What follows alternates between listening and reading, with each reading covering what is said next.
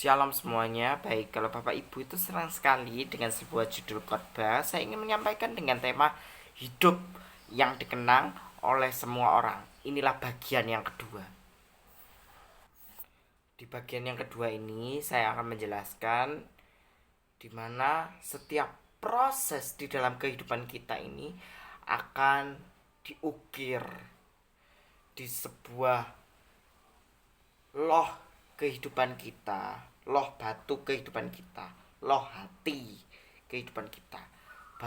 Bagaimana kita menjalani setiap proses ini dengan baik dan benar. Ya, pergunakan waktu yang ada dan memperoleh hati yang bijaksana. Di dalam hidup kita seringkali ada cobaan yang silih berganti di dalam kehidupan kita, dan pasti itu ada banyak sekali masalah yang terjadi di dalam kehidupan kita sehingga menimbulkan satu efek di mana kita itu hidup kita itu merasa kok tidak tenang ya.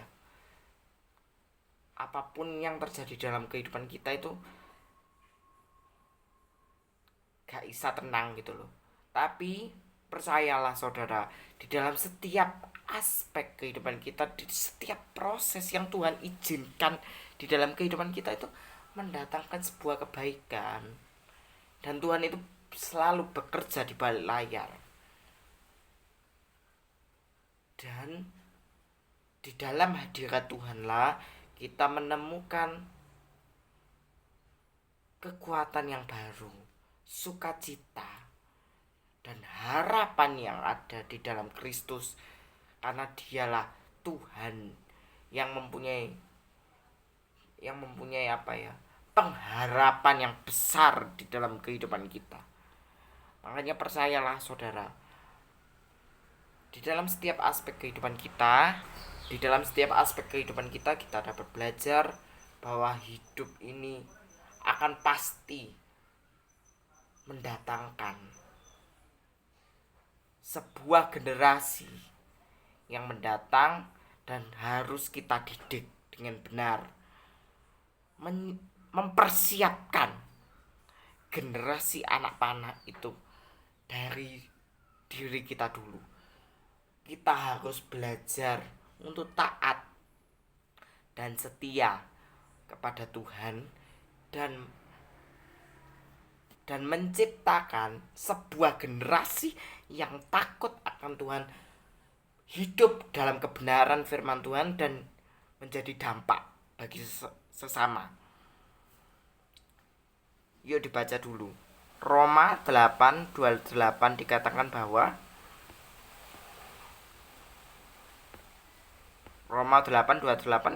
bahwa kita tahu sekarang bahwa Allah turut bekerja di dalam segala sesuatu untuk mendatangkan kebaikan bagi mereka yang mengasihi Dia, yaitu mereka yang terpanggil sesuai dengan rencana Allah.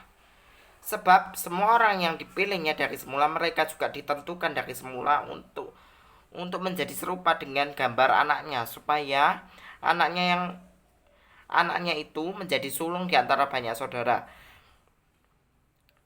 Dan mereka yang ditentukan dari semula, mereka itu juga dipanggilnya, dan mereka yang dipanggilnya akan dibenarkan, dan mereka yang dibenarkan akan dimuliakan. Orang-orang yang hidupnya benar pasti akan dikenang oleh semua orang dari karakter kita. Perbuatan baik kita itu mencerminkan sebuah hati kita.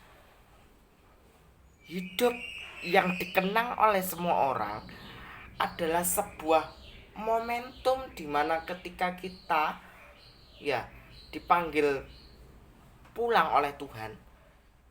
Nah, pasti orang-orang yang ada di sekitar kita pasti berdatangan dan menyebut kita orang yang baik. Karena apa? Dari karakter kita. Hidup yang dikenang oleh semua orang itu memunculkan satu spirit dimana kita hidup itu harus seturut kehendak Tuhan di dalam setiap aspek kehidupan kita, dan mau berjalan dalam tuntunan Roh Kudus menuju kehidupan yang kekal. Sebelum itu, dari sekarang inilah kita harus mau menciptakan sebuah generasi yang takut akan Tuhan dan hidup dalam kebenaran. Yuk dibaca Mazmur 127. Mazmur 127 ayat yang keempat dikatakan bahwa seperti anak-anak panah, seperti anak panah di tangan pahlawan, demikian anak-anak pada masa muda. Nah, sebelum itu terjadi, saudara,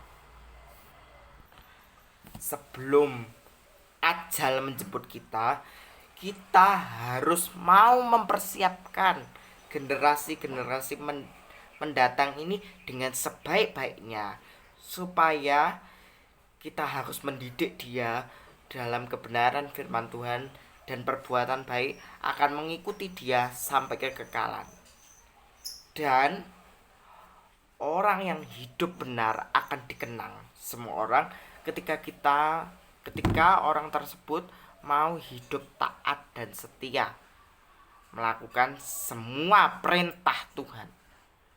Makanya dari sekarang inilah kita harus berpikir keras, berjuang keras untuk menciptakan sebuah generasi yang takut akan Tuhan dan mempunyai makna hidup yang seturut dengan kehendak Tuhan, supaya hidupmu itu punya generasi yang takut akan Tuhan sampai seterusnya. Manusia kadang seringkali banyak sekali permasalahan di dalam kehidupan kita. Kalau kita hidupnya benar, hidup menurut kebenaran firman Tuhan, akan hidup dibenarkan oleh kebenaran firman Tuhan dan akan dikenang. Hidup yang dikenang oleh semua orang ditentukan dari sekarang sampai masa kekekalan kita menuju langit baru dan bumi yang baru. Dari sekaranglah dipersiapkan supaya hidup kita ini memberikan satu dampak yang positif bagi orang di sekitar kita, dan memberikan satu powerful untuk sama-sama bergerak dalam tuntunan Roh Kudus menuju sebuah generasi, menuju sebuah masa kekekalan, dan menciptakan generasi yang akan datang yang meneruskan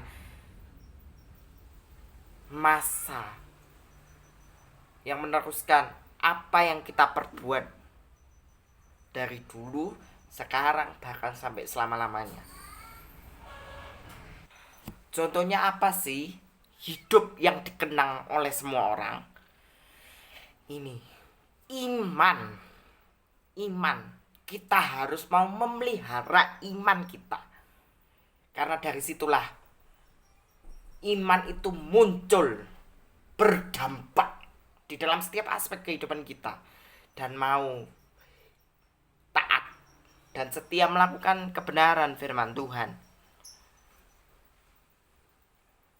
Hidup kita itu berjalan seiring waktu akan semakin tua, semakin rentan, tetapi kita harus mempergunakan waktu yang ada agar kita bisa hidup sederhana dengan mencapai sebuah standar yang Tuhan